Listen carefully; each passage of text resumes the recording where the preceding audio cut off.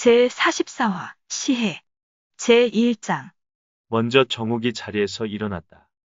명공께서 위엄을 사방에 떨치고 천하를 호령하시는 것은 한나라 황실을 받드는 명분이 있기 때문입니다. 아직 제후도 평정하지 못한 실정에서 임금을 패하고 세우는 일을 서두신다면 반드시 전쟁의 실마리가 될 것입니다. 이 말을 듣고 조조는 논의를 중단했다. 이 점에서 조조는 지혜자였다. 지혜란 옳은 말을 듣는 데서부터 출발하기 때문이다. 그 대신 동승 등 5사람을 죽였는데 동승의 죽음에 대하여 뒷사람은 이렇게 읊었다. 밀조를 옥대 속에 숨겨 전하니 임금 말씀 궁궐을 빠져나갔네. 그의 임금술에 구하더니만 이날 다시 성운을 입었던 건데 나라 걱정 뭉치어 마음병되자 꿈속에 들어가서 간신 없애는 그 충정 천대만대 전해지리니 이래 성패 따져선 무엇하리오. 왕자복 등 4사람의 죽음에 대해서는 이렇게 탄식했다.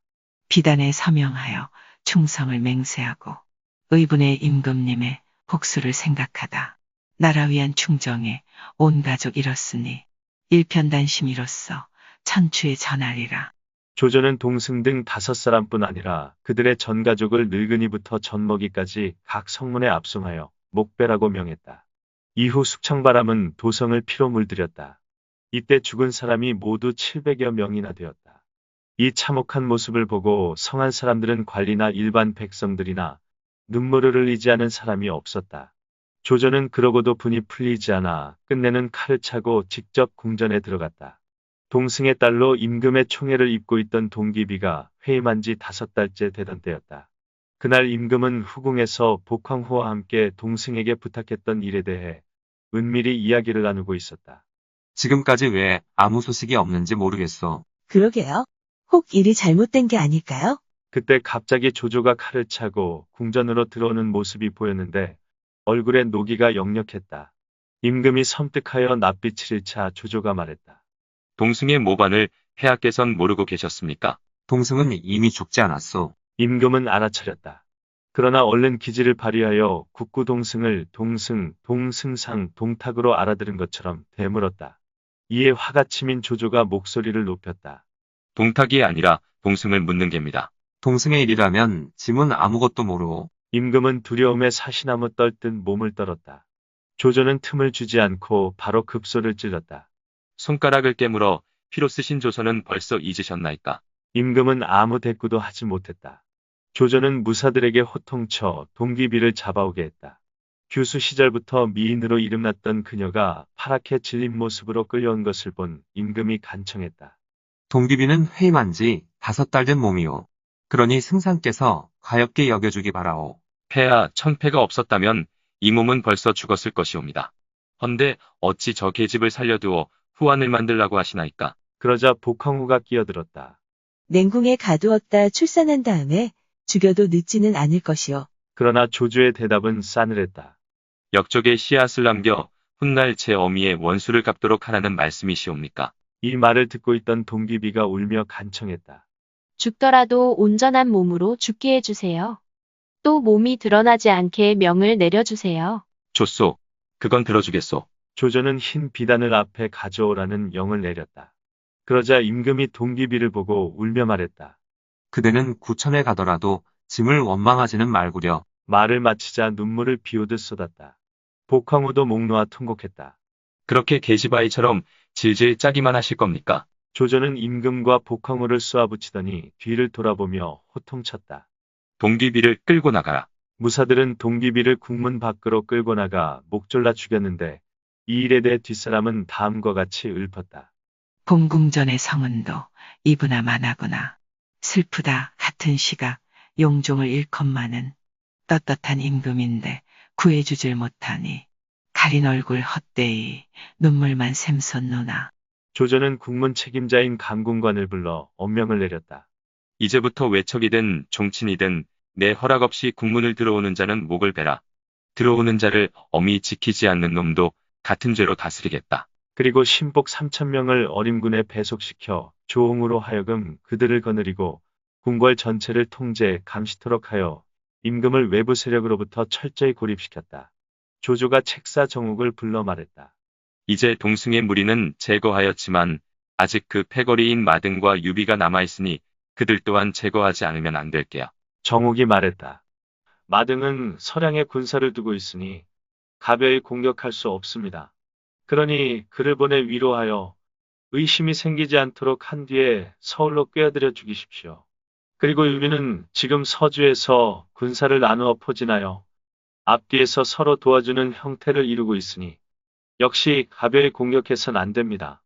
하물며 지금 관도의 군사를 주둔시킨 원수가 허도로 쳐들어올 생각을 버리지 않고 있는데 만일 우리가 서주를 공격하기 위해 동쪽으로 떠난다면 유비는 필시 원소에게 구원을 청할 것이고 원소는 빈틈을 노려 허도로 쳐들어올 테니 이를 어찌 감당하겠습니까? 그러자 조조가 고개를 저었다. 그렇지 않네. 유비는 인거리야. 지금 치지 않고 날개를 달도록 내버려 두었다가는 실로 도모하기 어려워질 게야. 원소는 강하지만 무슨 일이든 의심이 많아 결정을 내리지 못하는데 무슨 걱정이 있겠나. 그렇게 한참 의논하고 있는데 밖에서 곽가가 들어왔다. 조조가 그에게 의견을 물어보았다. 나는 동쪽에 유비를 치고 싶지만 아무래도 원소가 걱정인데 어찌하면 좋겠는가. 곽가가 말했다. 원소는 성품이 느린 데다 의심이 많고 거기다 책사들은 서로 시기하고 있으니 걱정할 게 못 됩니다. 유비는 새로 군사를 정비한 까닭에 아직 그 무리가 마음으로 따르고 있지 않은즉 승상께서 군사를 이끄시고 동쪽 정벌에 나선다면 한번 싸워 평정하실 수 있을 것입니다. 조조는 크게 기뻐하며 말했다. 내 생각과 일치하는군. 결심을 굳힌 조조는 즉시 군감, 참모, 병량수송 등의 책임자들을 한자리에 불러 군령을 내렸다. 20만 군사를 일으킨다. 5길로 나누어 서주에 쳐들어갈 수 있도록 준비하라. 드디어 모든 준비를 끝낸 조조군이 출발하자 세작은 이를 탐지하여 즉시 서주에 보고했다. 제2장. 보고에 접한 손권은 먼저 합의성으로 가서 이 사실을 관우에게 전하고 다시 소패성으로 가서 유비에게 보고했다. 깜짝 놀란 유비가 물었다. 어찌하면 좋겠나? 이 일은 필시 원소에게 구원을 청해야 위기에서 벗어날 수 있을 것 같은데 그게 상책일 듯합니다. 그럼 그리 하세나. 유비는 서차를 한 통 써 손권에게 주고 하북으로 떠나게 했다. 기주에 도착한 손권은 우선 원소의 책사인 전풍을 찾아가서 사실대로 말하고 원소를 만나게 해달라고 부탁했다. 전풍은 수락하고 손권을 원소에게 데려갔다. 손권이 유비의 서차를 올리면서 보니 원소의 얼굴은 초췌하고 의관도 단정하지 못했다. 전풍도 그 점에 신경이 쓰였던지 원소에게 물었다. 안색이 나쁘신데 어디 편찮으신지요? 아무래도 나는 죽을 것 같다. 주공께서 어찌 그런 말씀을 하십니까? 자식 5 가운데 내 마음을 즐겁게 해준 것은 어린 막내인데 지금 오미 올망 목숨이 경각일세.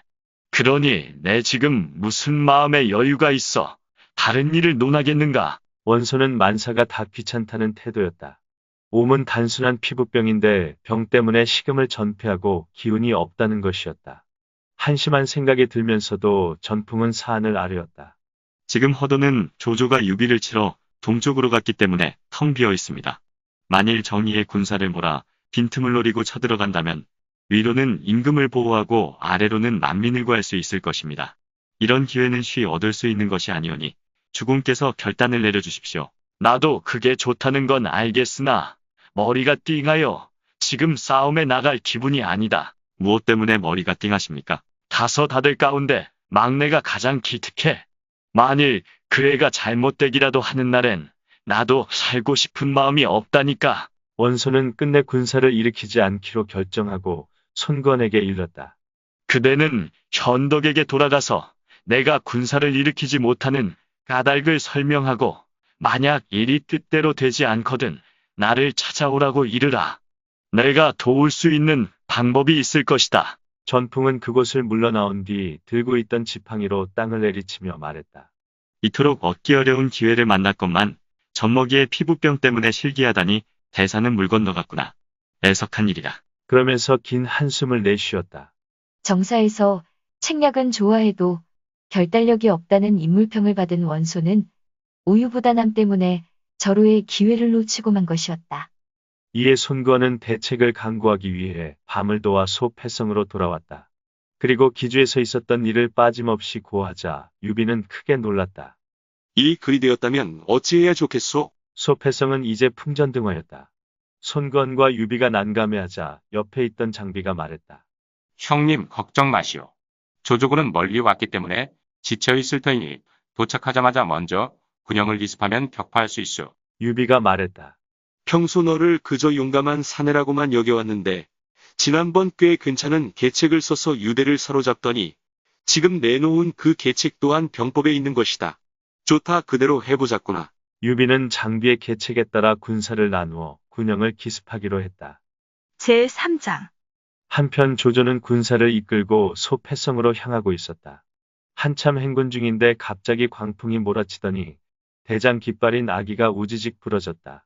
조조는 행군을 멈추고 책사들을 불러 이것이 좋은 징조인지 나쁜 징조인지 물었다.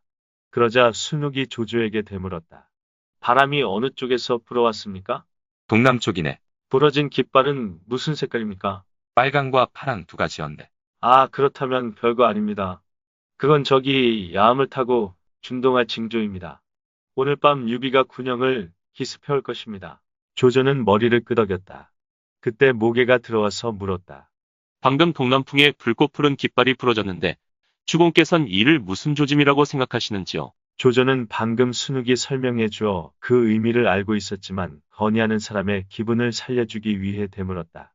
공의 생각은 어떤가? 모개가 말했다. 어리석은 의견으로는 오늘 밤 누군가 군영을 기습해올 것으로 생각됩니다. 예로부터 전해오는 병가의 병법에 불꽃 푸른 깃발이 동남풍에 꺾이는 것은 적의 야습을 뜻한다고 하였습니다. 경계를 게을리하지 마십시오. 그렇구나. 조조는 비로소 알게 된 것처럼 고개를 끄덕였다. 정치적 연기다. 조조는 그런 점이 뛰어난 지도자였다. 이날 일을 두고 뒷사람은 다음과 같이 읊었다. 오라 임금 후에 형세가 공공하여 병력을 나누어서 군영 공격 세웠는데 깃발이 부러지며 계획을 알게 하니 하늘은 어찌하여 간흥을 도우시나. 조조가 말했다. 하늘이 알려주셨으니 우리는 마땅히 적의 야습에 대비해야겠다. 그리고는 군사를 9부대로 나눈 뒤 한 부대만 남아서 전 군사가 군영에 주둔하고 있는 것처럼 깃발들을 세우고 화텄불을 피워놓았다. 나머지 부대는 군영 둘레의 8방면에 각각 매복시켰다. 이날 달빛은 희미했다. 야습에 알맞은 밤이었다. 유비는 손구원에게 소패성을 지키게 하고 군사를 둘로 나누어 자신은 왼쪽 길, 장비는 오른쪽 길을 택하여 진군했다. 장비는 자기가 세운 계책대로 마음껏 싸우게 된 것이 기뻤다. 그는 적진 가까이 가자 정탐을 마치고 돌아온 척후병에게 물었다. 적정은? 파수병까지 잠들었습니다. 하하, 그럼 그렇지.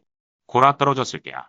사람들이 잘 몰라 그렇지. 실은 이 장비의 꾀가 귀신 같거든. 부하들 앞에서 거드름을 피운 그는 창을 높이 들었다. 돌격! 그렇게 외치면서 가벼운 무장을 한 날랜 기마병들과 함께 조조의 군영을 덮쳤다.